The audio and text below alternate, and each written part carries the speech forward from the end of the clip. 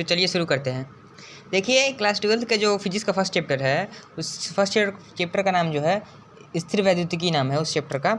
उसमें हम लोग चार्ज के बारे में पढ़ेंगे, उसे इंग्लिश में इलेक्ट्रोस्टैटिक बोलते हैं। तो हम लोग स्टार्ट करते हैं। देखिए स्थिर वैद्युतिकी का मतलब ये होता है, उसको अगर हम लोग दो पार्ट में बांटें तो स्थिर वैद्युतिकी दो शब्द से मिलकर बना है, स्थिर और वैद्युतिकी। स्थिर का मतलब होता है रुका हुआ और वैद्युतिकी का मतलब होता है आवेश। तो इसका मतलब रुके हुए आवेश के बारे में हमको इसका अध्ययन करना है। क्लास 12th में हमको रुके हुए आवेश के बारे में अध्ययन करना है इस चैप्टर में। देखते हैं आगे। देखिए पहला है आवेश का, जो आवेश होता है चार्ज जिसे बोलते हैं हम लोग इंग्लिश में, जिसे हम लोग इंग्लिश में चार्ज बोलते हैं, उसका इतिहास देखते हैं थोड़ा सा। देखिए पहले सबसे पहले जो हमारे एक साइंटिस्ट थे, बहुत ही विद्वान साइंटिस्ट, पहले हमारे थेल्स जो थे, सबसे पहले उन्होंने 600 से 700 ईस्वी पूर्व में वो आए थे। इसका कोई मतलब नहीं है, याद करने का कोई मतलब नहीं है, बस ये नाम जानते रहिए थोड़ा बहुत कि थेल्स जो थे सबसे पहले आए थे।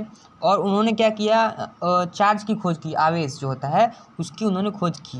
उन्होंने एक्सपेरिमेंट किया अंबर पे, रेशम पे, बिल्ली की खाल पे, इन सारी चीज़ों पे एक्सपेरिमेंट करके उन्होंने बताया, लेकिन ज़्यादा चल नहीं पाए, अच्छे से समझा नहीं पाए, तो ये फेल मार गए। फिर अगले आए हमारे डॉक्टर गिलबर्ट साहब, ये भी बहुत अच्छे आदमी थे, लगभग ये 1600 में आए, बहुत ही इनके बाद बहुत ही दिनों बाद आए थे ये।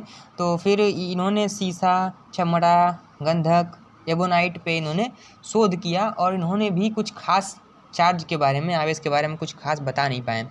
फिर अगले हमारे साइंटिस्ट आए थॉमस ब्राउन, ये लगभग 1646 ईस्वी में आए थे। इन्होंने कुछ थोड़ा बहुत तो बताया, इन्होंने कुछ हमें ऐसी चीज़ बताया जिससे हम लोग थोड़ा संतुष्ट हो सकते थे। जैसे कि इन्होंने बताया इलेक्ट्रिसिटी और इलेक्ट्रीफाइड के बारे में, मतलब कि इन्होंने बताया कि जो चार्ज होता है वो आकर्षण के साथ प्रतिकर्षण भी करता है या विकर्षण भी करता है। इलेक्ट्रिसिटी और इलेक्ट्रीफाइड के बारे में इन्होंने बताया कि जो चीज़ें आवेश मतलब आवेशित होती है उसको इलेक्ट्रिसिटी बोलते हैं या इलेक्ट्रीफाइड ऐसा कुछ बोलते हैं, लेकिन ये भी कुछ खास चल नहीं पाए। उसके बाद हमारे आए बेंजामिन फ्रैंकलिन साहब आए। इन्होंने इन्हीं के माध्यम से हम लोग चार्ज के बारे में पढ़ाई करते हैं, क्योंकि इन्हीं का योगदान सबसे बड़ा है चार्ज को समझाने में। तो ये असली चीज़ बताएं। देखिए जैसे चार्ज जो होता है, जैसे मान लीजिए कोई चीज़ चार्ज है, उसको हम लोग बोलेंगे आवेशित या अनावेशित। जैसे हो गया चार्ज या चार्ज्ड बॉडी जो होती है उसे हम लोग आवेशित बॉडी बोलते हैं। जैसे आवेश इन्होंने ही बताया था कि आवेश दो प्रकार के होते हैं, पहला होता है धन आवेश, दूसरा होता है ऋण आवेश। तो आवेश की हम लोग परिभाषा देखेंगे। अब इतना हो गया। अब देखिए आवेश की परिभाषा देखते हैं हम थोड़ा सा। आवेश की परिभाषा कहती है कि किसी वस्तु में उत्पन्न होने वाला वह गुण जिससे वह किसी वस्तु से आकर्षित तथा प्रतिकर्षित करता है विद्युतीय बल से। इससे समझिए कि आवेश वो चीज़ होता है जिससे कोई वस्तु आकर्षित या प्रतिकर्षित होती है, वो भी विद्युतीय बल द्वारा। कोई वस्तु किसी वस्तु से आकर्षित होती है या प्रतिकर्षित होती है, वह गुण उस चीज़ का आवेश कहलाता है। हमको लगता है आप समझ गए होंगे।